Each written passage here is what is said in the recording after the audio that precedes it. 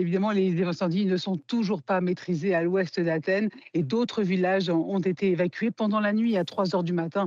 Les habitants et les touristes aussi ont reçu des messages d'évacuation. Et puis, ce sont des policiers et des pompiers qui sont venus relayer ce message en demandant des évacuations. Ça a duré toute la nuit. Depuis l'aube ce matin, les moyens aériens ont repris. Alors, c'est quand même assez difficile. Et c'est d'ailleurs l'une des premières fois que les Canadair ne peuvent pas décoller, justement en raison des vents violents, des vents qui ne semblent pas se calmer ce matin, en raison aussi évidemment du changement climatique, mais aussi de la canicule et donc de ces vents qui soufflent parfois à 120 km/h et ça rend la tâche particulièrement difficile. Les pompiers au sol, évidemment, ont travaillé d'arrache-pied toute la nuit. Ils ont été aidés, notamment par l'armée, mais aussi par des pompiers venus d'Europe, notamment 23 Français.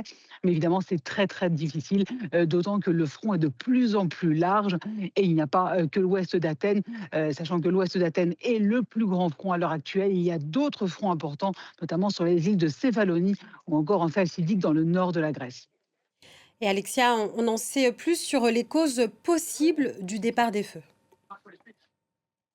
Oui, alors, il y a beaucoup d'autopsies, on va dire, qui sont réalisées, notamment aujourd'hui, avec 33 arrestations, qui ont été faites dans toute la Grèce depuis 4 jours, justement, en raison de ces incendies. Mais c'est surtout l'incendie à l'ouest d'Athènes qui concentre maintenant, les attentions. Pourquoi? Eh bien, parce que, il serait parti, selon plusieurs vidéos diffusées dans les médias et on peut le voir à la une de la presse ce matin, eh bien, que tout serait parti d'une étincelle d'éoliennes. Évidemment, les éoliennes sont assez présentes dans cette région en dehors d'Athènes, mais effectivement, l'étincelle d'éoliennes aurait créé ce départ de feu et en raison donc des vents violents, eh bien, ce feu se serait propagé. Voilà, la une de la presse le dit, on parle de tragédie et de méga feu et on parle aussi eh bien, des responsabilités du gouvernement. C'est la raison pour laquelle les journaux d'opposition, notamment celui-ci, Ephiméris Dacton, eh bien, transfèrent le débat au niveau politique et demande des comptes tout simplement au gouvernement, un gouvernement qui avait assuré qu'il n'y aurait plus de méga-feux en Grèce tant l'armada technologique était importante.